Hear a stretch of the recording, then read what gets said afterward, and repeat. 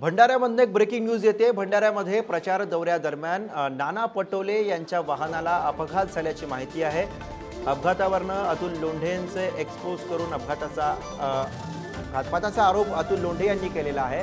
विरोधी नेत्यांना संपवून भाजपला निवडणूक जिंकायची आहे का, असा आरोप लोंढे यांनी केला आहे।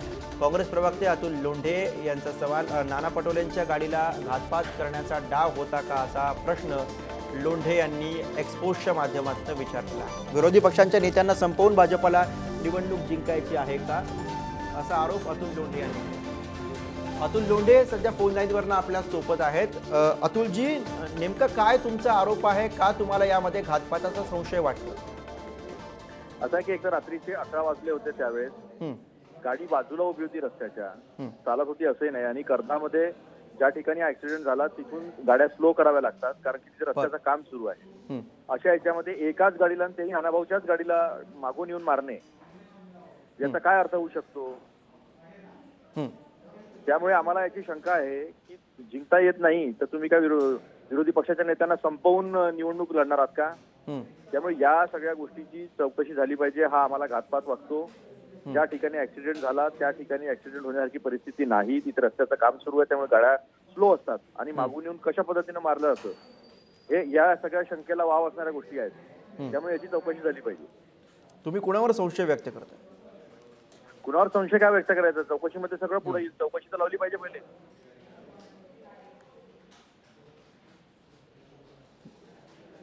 लोंढेजी, या सगळ्या प्रकरणामध्ये संशयाची सुई नेमकी कुणाकडे तुम्ही पोस्ट केली आहे? त्यामध्ये त्यांना वाटतं नानाभाऊंना आपण हरवू शकत नाही असं त्यांना वाटतं, कारण की लोकसभेच्या बाय इलेक्शन मध्ये पण 17 मध्ये राजीनामा देऊन आल्यानंतर तेव्हाही हारला होता। त्याच्यानंतर नानाभाऊ स्वतः उभे होते साकोलीमधनं, तेव्हाही हारले होते।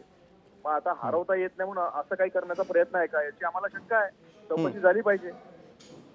केशव उपाध्ये भाजपचे प्रवक्ते सध्या आपल्या सोबत आहेत। केशवजी, अतुल लोंढे थेटपणे भाजपवरती आरोप करतायत की ते प्रश्न विचारतायत की विरोधी पक्षाच्या नेत्यांना संपवून भाजपला निवडणूक जिंकायची आहे का? विरोधी पक्ष नेते नाना पटोले यांचा आरोग्य उत्तम राहो, त्यांना भरपूर आयुष्य मिळो, त्यांना आनंदी ते राहावेत, या आमच्या नेहमीच त्यांना कायम शुभेच्छा असतील।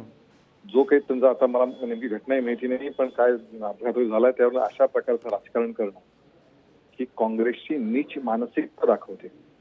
खरं म्हणजे आपण सगळेच या सर्व काळामध्ये धावपळ असतात, खूप दौरे करावे लागतात, अनेक वेळा स्पीड कमी जास्त करावा लागतो, आणि अशा वेळी सर्वांनीच नेत्यांनी अशा राजकारणामध्ये काळजी घेतली पाहिजे, कारण निवडणुकीचे दिवस आहे। त्यामुळे अशा प्रकारच्या घटना घडता कामा नाही, त्या घटना दुर्दैवीच आहे, पण त्या घटनेच्या निमित्ताने पोळी भाजून घ्यायचा जो अत्यंत नीच आणि अश्लाघ्य प्रकार काँग्रेस करू पाहते ते दुर्दैवी आहे। नानांना खूप आयुष्य लाभो, या नाना, कारण शेवटी असते आपण व्यक्ती आहोत, पक्ष वेगळे असतील तरी व्यक्ती आहोत, आणि नेहमीच आपण एकमेकांचं चांगलं आयुष्याचं हित चिंतत असतो। राजकीय लढाई भारतीय जनता पार्टी राजकीय पद्धतीने लढते, राजकीय मुद्द्यांमध्ये जरूर उपस्थित करू, राजकीय मुद्द्यांवरती उत्तर मागू, पण असल्या प्रकारचं घाणेरडं नीच अश्लाघ्य राजकारण जे काँग्रेस आता करू पाहत आहे ते भारतीय जनता पार्टी करणार। अतुल लोंढेजी, तुम्ही जो आरोप केलेला आहे त्याला उत्तर देताना केशव उपाध्ये म्हणतायत की हा नीच प्रकार आहे। नाही, असं बरोबर आहे, नीचच प्रकार आहे हा, कारण की गाडी उभी होती, तिथे काही ट्रॅफिक म्हणजे स्लो होती, गाडी उभी होती, मागून मारण्याचं कारण काय होतं? त्या एकाच गाडीला कसं लागलं ते? त्यामुळे आम्हाला शंका आहे। आम्ही तर काही भाजप लिहिलं नाही आहे तिथे। भाजप आता तुम्ही म्हणून आले किंवा केशवला वाटत आहे थोडके दाढी में तीन का, आणि नीच आणि अश्लाघ्य राजकारण कोण करतं हे मुनगंटीवारांनी दाखवून दिलं। सुधीर मुनगंटीवारांनी भावा बहिणीचे संबंध कसे असतात इतका घाणेरडं त्यांनी वक्तव्य तिथं केलं। नीच राजकारण म्हणजे गडकरींनी सांगितलं की इतकी शिलाजीत देंगे हम, शिलाजीत देणार आहे ते त्यांना, मुनगंटीवारांना, आणि समोर एक महिला उमेदवार आहे, तर ते ह्या पद्धतीचं नीच आणि अश्लाघ्य राजकारण भाजप करते। पण आमच्या अंगावर गाडी आल्यानंतरही घातापाताची चौकशी व्हावी अशी मागणी आम्ही करू नये। म्हणजे मग मेल्यानंतर मारायचं का? यांनी मारून टाकायचं मग आम्ही नंतर चौकशी मागायची का? नाही, अतुल लोंढेजी, अतुल लोंढेजी, एक गोष्ट लक्षात घ्या, तुम्ही जी एक्सपोज केली आहे त्यामध्ये तुमचं पहिलंच वाक्य असं आहे की विरोधी पक्षाच्या नेत्यांना संपवून भाजपला निवडणूक जिंकायची आहे का? मग तुम्ही भाजपवर आरोप नाही करत आहात का? मला एक सांगा, फायदा कोणाला होईल? चौकशी का देत नाही? चौकशी करा। आम्ही कुठे म्हणतोय? तुम्हीच म्हटलंय ना भाजपवर आरोप तुम्हीच करताय की। मी स्पष्टपणे मी समजू शकतो, घातापाताची चौकशी आम्हाला पाहिजे। केशव उपाध्यायजी, गाडी थांबली होती, जी गाडी थांबली होती त्या थांबलेल्या गाडीला एका गाडीला त्यांच्या टोच मागण्यात मारली मागून. अतुल लोंढे किती गोंधळलेले आहेत ह्या त्यांच्या बोलण्यातनं दिसतंय. त्यामुळे त्यांना किती गोंधळलेले काय आहे गोंधळ त्याच्यामध्ये? मगाशी ते म्हणले चौकशी मला केली. मी भाजपचं नावच नाही घेतलं, आता ते ट्विट मध्ये भाजपचं नाव घेत आहेत. चौकशी घ्या ना. किती आपण तुम्ही जे चौकशी मागा म्हणजे ना. लोंढे ट्विट करत नाहीत ते. मी तुम्ही जा पोलिसांमध्ये चौकशीची मागणी अहो, करा, तुम्ही चौकशी सत्य मागा ना समोर मग. येईल. माझं म्हणणं चौकशी असं मागा आहे ना की तुम्ही. अतुल लोंढे तुम्ही मला चौकशी माझं म्हणणं मागा जा ना. ना पोलिसांकडे. अहो ट्विट करून अरे भागत गेलो आम्ही. नसतं, तुम्ही जा चौकशी मागा ना. पोलिसांकडे, तुमच्या मला शंका व्यक्त करा. चौकशी आणि पोलीस आम्ही करतील चौकशी मागितलेली आहे. आम्ही अहो, चौकशी पोलिसांकडे मागितलेली जा आहे. ना. ट्विट मागे करणं म्हणजे देवेंद्र चौकशी मागणं फडणवीसांच्या नाही. हेलिकॉप्टरचं पण असं झालं अतुल होतं. लोंढे त्यावेळेस आम्ही ट्विट विरोधी करणं म्हणजे पक्षामध्ये असताना देवेंद्र फडणवीसांच्या चौकशी मागणं बाबतीत नव्हे. चौकशी पोलिसात जा.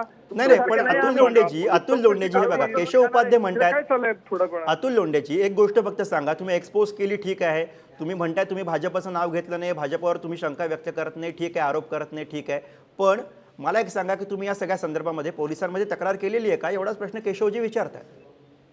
असं आहे की आमची पोलिसांमध्ये तक्रार पण आहे आणि मी ही चौकशी मागितलेली आहे. एका पक्षाचा, राष्ट्रीय पक्षाचा मुख्य कधी प्रवक्ता केलीये? चौकशी मागतोय. कधी केली मला सांगा ना. देवेंद्र फडणवीसांच्या अहो कधी केली चौकशी? कधी केली चौकशी? जाऊन कधी पोलिसांना निवेदन दिलं मला सांगा. अहो मी ट्विट केलं आहे ना. अहो ट्विट करणं वेगळं. ट्विट करणं म्हणजे अहो पोलीस चौकशी मागणी नाही झाली. ट्विट करणं म्हणजे जाऊन नाही आजकाल नाही बहुतेक केशवजी असं झालंय की आजकाल सगळ्याच गोष्टी, सगळेच प्रश्न ट्विटरवरती मार्गी लागतात असं सगळ्यांचा समज झालेला असेल. पण आपण सगळ्या यंत्रणांवरती सुद्धा विश्वास ठेवूयात. दोघांचेही आभार या सगळ्या प्रतिक्रियेसाठी.